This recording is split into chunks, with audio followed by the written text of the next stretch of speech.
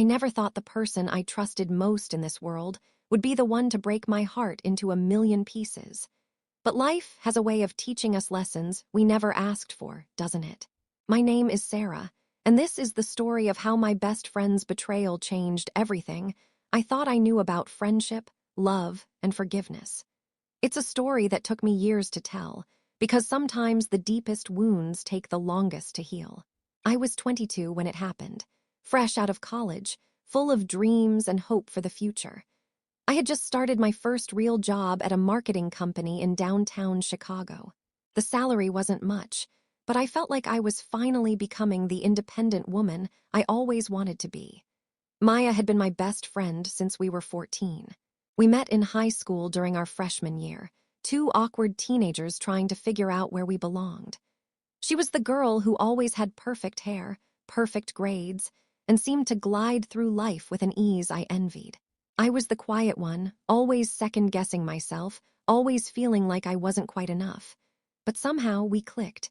Maybe it was because we balanced each other out. Where I was cautious, she was bold. Where she was impulsive, I was the voice of reason.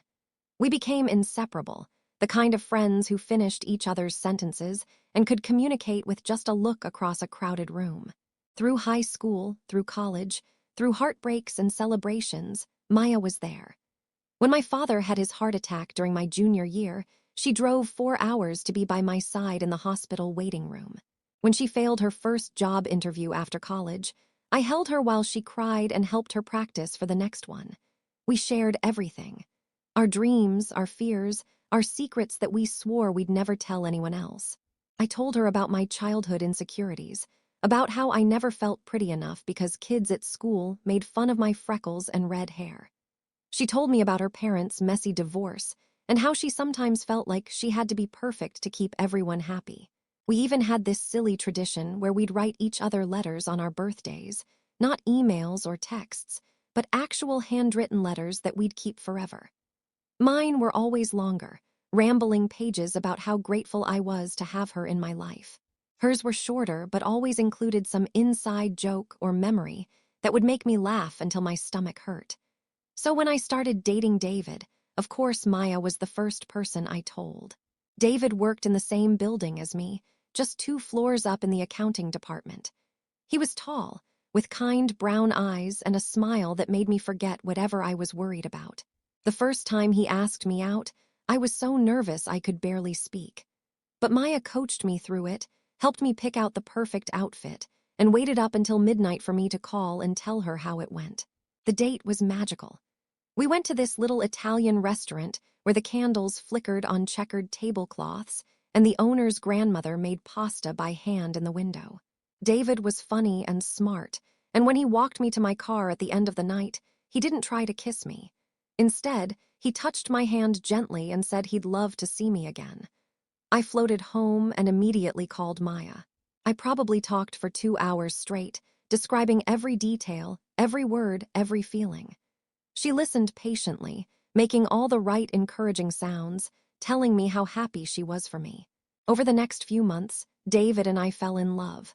Not the desperate, crazy kind of love you see in movies, but the steady, comfortable kind that grows stronger every day.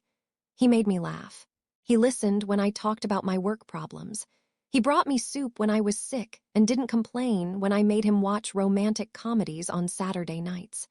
Maya seemed happy for us, at least at first. She'd join us sometimes when we went out with groups of friends.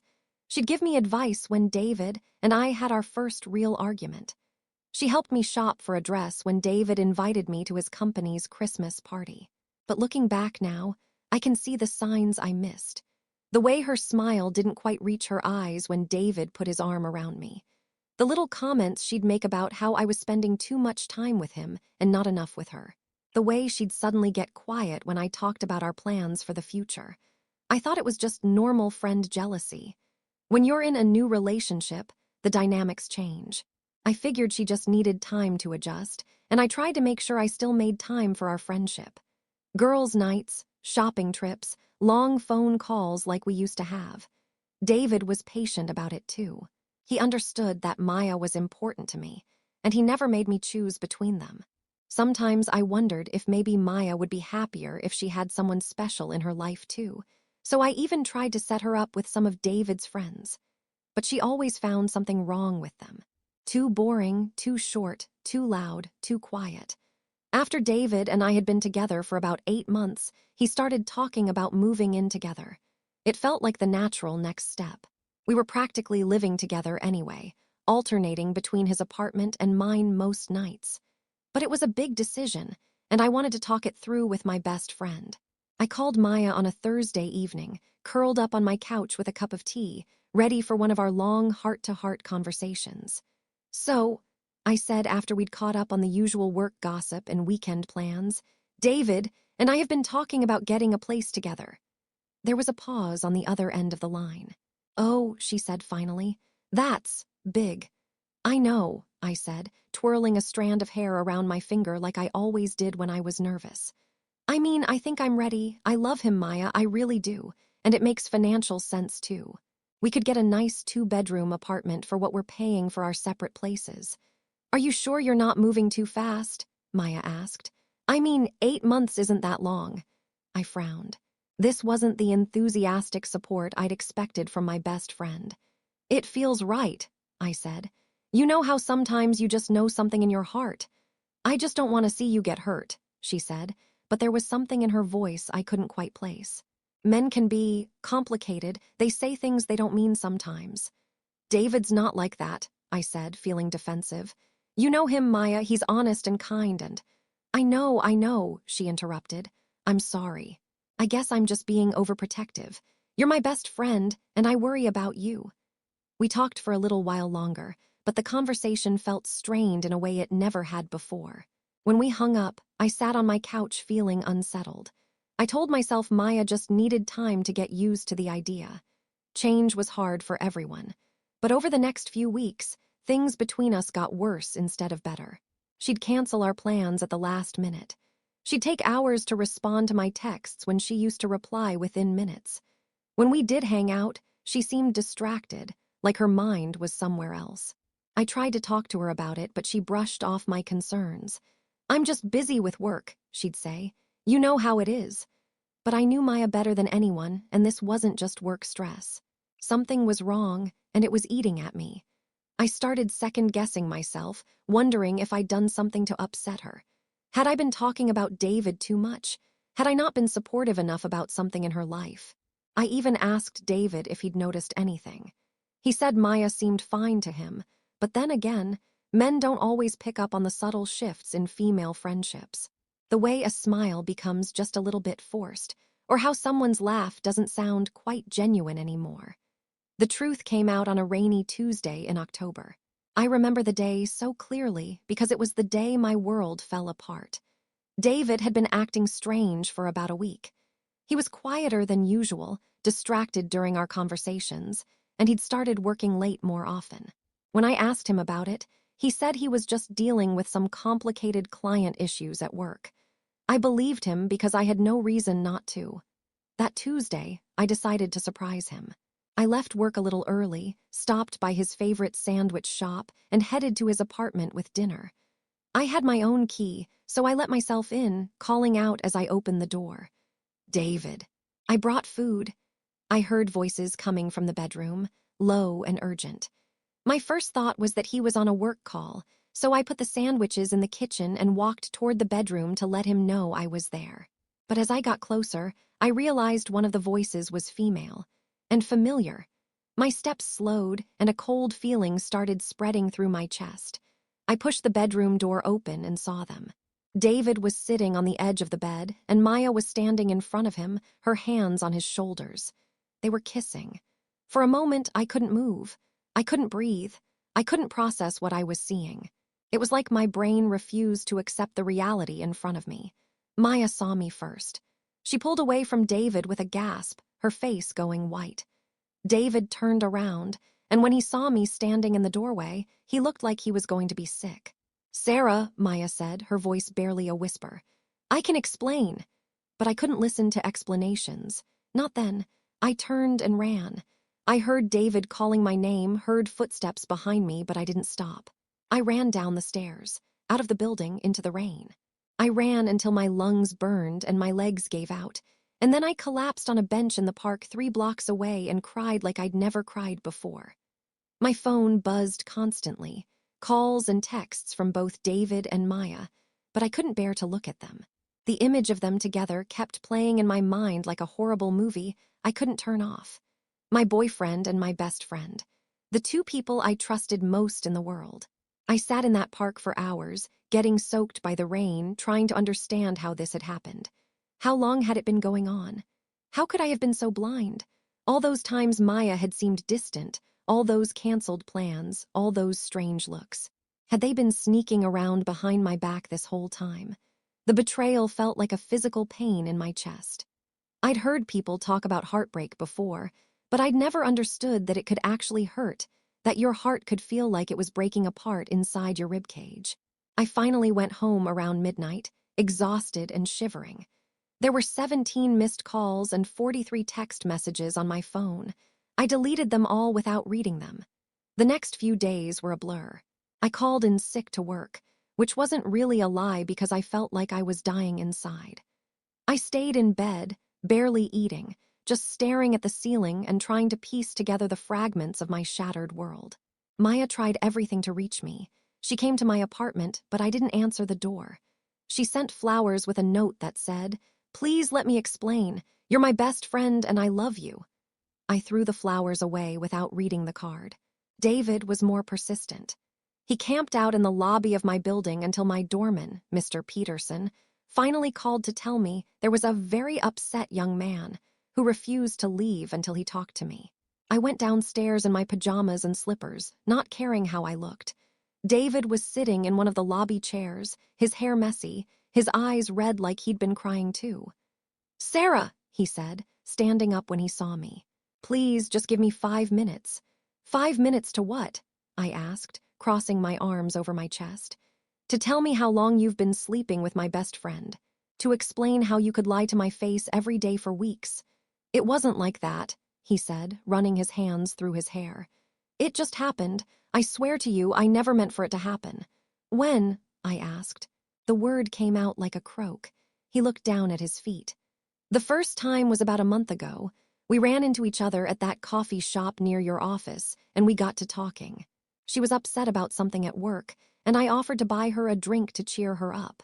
We went to that bar down the street, and we had a few too many drinks, and you decided to betray me," I finished. "No," he said quickly. "It was a mistake, a huge, terrible mistake. We both knew it immediately. We agreed it would never happen again." "But it did happen again." He nodded miserably. 3 more times. "Sarah, I know there's no excuse for what I did. I know I hurt you in the worst possible way. But I need you to know that I love you. I love you so much, and I hate myself for what I've done." I stared at him, this man I'd loved, this man I'd been planning a future with, and felt nothing but emptiness. "If you loved me," I said quietly, "you wouldn't have done it." "People make mistakes," he said desperately. "Even people who love each other make terrible mistakes. Can't you forgive me? Can't we work through this?" I shook my head. "There's no working through this, David. You didn't just cheat on me. You cheated on me with the person I trusted most in the world. You both betrayed me in the deepest way possible." "Sarah, please." "No," I said, backing toward the elevator. "We're done. Don't call me. Don't come here again. Don't try to contact me." I went back upstairs and changed the locks the next day. Maya tried a different approach. She wrote me a letter, a real handwritten letter like we used to exchange on our birthdays. But this one was 10 pages long, full of apologies and explanations and desperate pleas for forgiveness. She wrote about how sorry she was, how she'd never meant to hurt me, how she'd been dealing with her own emotional problems and had made terrible choices. She said she'd been feeling lost and lonely, that seeing me so happy with David had made her realize how empty her own life felt. She wrote that she'd been jealous of our relationship, not because she wanted David specifically, but because she wanted what we had. She said the first time was an accident, that they'd both been drinking and emotional, and it had just happened. But she admitted that the other times weren't accidents. She said she'd convinced herself that maybe David wasn't as happy with me as he seemed, that maybe he had feelings for her too. She'd started flirting with him, suggesting they meet for coffee to talk about Sarah, using our friendship as an excuse to spend time with him. The letter was raw and honest in a way that made me cry all over again. I could hear Maya's voice in every word, could picture her sitting at her kitchen table with tears streaming down her face as she wrote it. But reading it also made me angry. How dare she use her loneliness as an excuse for destroying my relationship and our friendship? At the end of the letter, she wrote, "I know I don't deserve your forgiveness, but I'm asking for it anyway because I can't imagine my life without you in it. You're the sister I never had, the person who knows me better than I know myself. I would do anything to take back what I did. Anything." I read that letter probably 50 times, until the paper was soft from being folded and unfolded so many times. Part of me wanted to call her, to yell and scream and demand answers to all the questions that were eating me alive. But a bigger part of me felt too broken to face her. The hardest part wasn't even the betrayal itself. It was the way it made me question everything I thought I knew about the people I loved. If Maya could lie to my face for months while sleeping with my boyfriend, what else had she lied about? If David could tell me he loved me while he was cheating on me, how could I ever trust those words from anyone again? I started seeing a therapist named Dr. Williams. She was a kind woman in her 50s with gray hair and gentle eyes who specialized in relationship trauma. I was skeptical at first. I'd never been to therapy before, and I wasn't sure talking to a stranger about my problems would help. But Dr. Williams helped me understand that what I was experiencing was a form of grief. I wasn't just mourning the end of my relationship with David. I was mourning the death of my friendship with Maya, the loss of my innocence, the shattering of my trust in the people I loved most. Betrayal trauma is real, she told me during one of our sessions. When someone we trust deeply violates that trust, it affects us on a fundamental level. It's normal to feel like you can't trust your own judgment anymore. That was exactly how I felt. I found myself questioning every memory, every conversation, every moment I'd shared with Maya and David. Had Maya been lying when she said she was happy for me? Had David meant any of the things he'd said about our future together? Had they laughed about me behind my back? Dr. Williams helped me work through these thoughts, teaching me coping strategies for when the pain felt overwhelming. She reminded me that their actions said nothing about my worth as a person and everything about their character. But healing wasn't linear. There were days when I felt stronger, when I thought I was moving forward. And then there were days when the pain hit me like a truck all over again. I'd see a couple holding hands on the street and remember how David used to squeeze my hand 3 times to say, "I love you," without words. I'd hear a song Maya, and I used to sing together in the car and have to pull over because I was crying too hard to drive. The worst part was losing my support system right when I needed it most. Maya had been the person I called when things went wrong. She was the one who brought me ice cream when I was sad and reminded me of my strengths when I doubted myself. Now she was gone, and I felt utterly alone. My other friends tried to be supportive, but most of them had been mutual friends with Maya, and the situation was awkward for everyone. Some of them chose sides, which meant I lost not just my best friend but several other friends too. Others tried to stay neutral, which meant they couldn't really talk to me about what had happened because they were still friends with Maya. I threw myself into work, staying late every night and volunteering for extra projects. It was easier than going home to my empty apartment, easier than sitting with my thoughts and feelings. My boss, Linda, noticed the change in me and pulled me aside one day. "Sarah," she said, "you've been doing excellent work lately, but I'm worried about you. You seem different." I'd managed to keep my personal life separate from work, but Linda had always been perceptive. I found myself telling her the whole story, crying in her office while she handed me tissues and listened without judgment. "I'm sorry you're going through this," she said when I finished. "Betrayal by people we love is one of the hardest things to heal from, but you will heal from it. You're stronger than you know."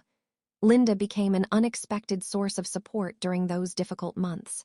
She'd check in on me regularly, invite me to lunch, and make sure I wasn't working myself into the ground. She reminded me that taking care of myself wasn't selfish, it was necessary. Slowly, very slowly, I started to build a new life. I joined a book club and met some new people who didn't know anything about my situation. I started running, something I'd never enjoyed before, but the physical exertion helped quiet the constant chatter of hurt and anger in my mind. I adopted a cat from the local shelter, a orange tabby I named Oliver, who seemed to sense when I was sad and would curl up in my lap until I felt better. But I still hadn't dealt with the Maya and David situation. They'd both stopped trying to contact me after the first month, respecting my wish to be left alone. But I knew they were still out there, living their lives, and I didn't know how to move forward without some kind of closure.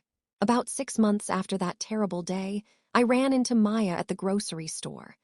I was in the cereal aisle, debating between different types of granola, when I heard someone say my name.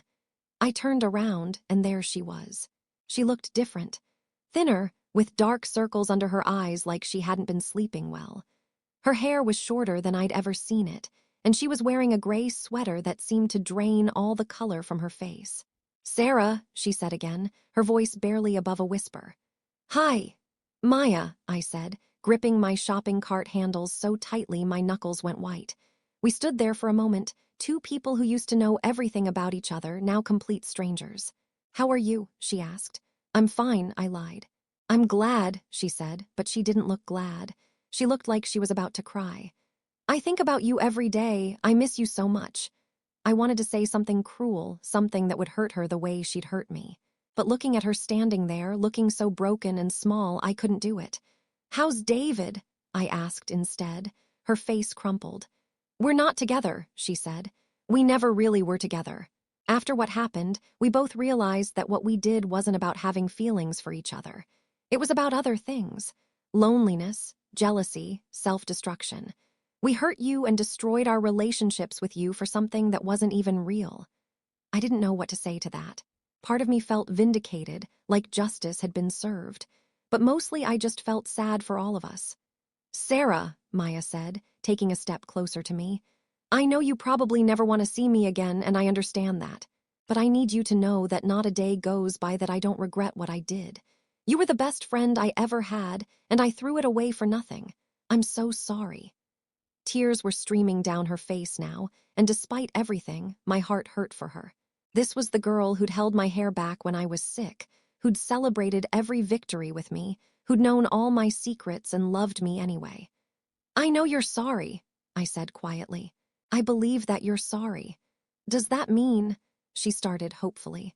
"No," I said, shaking my head. "I'm not ready to forgive you, Maya. I don't know if I'll ever be ready. What you did broke something in me that I'm still trying to fix." She nodded, tears still falling. "I understand. I just want you to know that I love you and I always will, even if you can't love me back anymore." I walked away then, leaving her standing in the cereal aisle. But as I drove home, I realized something important had shifted. Seeing her, talking to her, hearing her apology, it didn't fix everything. But it did give me something I'd been missing: closure. That night, I called Dr. Williams and made an appointment. I had more work to do. Over the next year, I continued therapy and focused on rebuilding my life. I got a promotion at work. I strengthened my relationship with my parents and my sister. I made new friends and learned to trust again, slowly and carefully. I even started dating again, though it took a long time before I was ready. His name was Michael, and he was patient with my trust issues, understanding when I needed space or when I got scared and pulled back.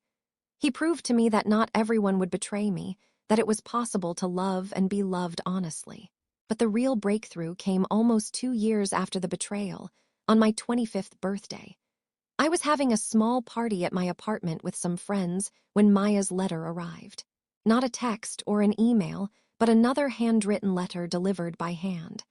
This one was different from the first. It wasn't full of desperate apologies or pleas for forgiveness. Instead, it was a reflection on the person she'd become since our friendship ended. She wrote about going to therapy herself, about confronting the issues that had led her to make such destructive choices. She talked about learning to be alone with herself, to find happiness and fulfillment that didn't depend on other people's relationships or achievements. She'd changed jobs, moved to a different apartment, started volunteering at an animal shelter. "I'm not writing this to ask for anything," she wrote. "I know I lost the right to ask anything of you a long time ago, I'm writing because I wanted you to know that your friendship changed my life for the better, even though I failed to honor it in the end. You taught me what loyalty looked like, what unconditional love felt like. I'm trying to become the kind of person who deserves that kind of friendship, even if it's too late for us. At the end of the letter, she included a photo. It was one I'd never seen before, taken during our junior year of college at some party I barely remembered. We were laughing at something, our arms around each other's shoulders, looking young and happy and invincible. I found this in an old photo album, she'd written on the back. I wanted you to have it because I want you to remember that what we had was real, even if it ended badly. The love was real. The friendship was real. I'm sorry I forgot that when it mattered most. I sat with that letter and that photo for a long time. Michael found me there hours later, still holding them, tears streaming down my face. "Are you okay?" he asked, sitting down beside me. "I think so," I said. "Actually, I think I might be better than okay." Because I realized, sitting there with Maya's letter in my hands, that I was ready to forgive her.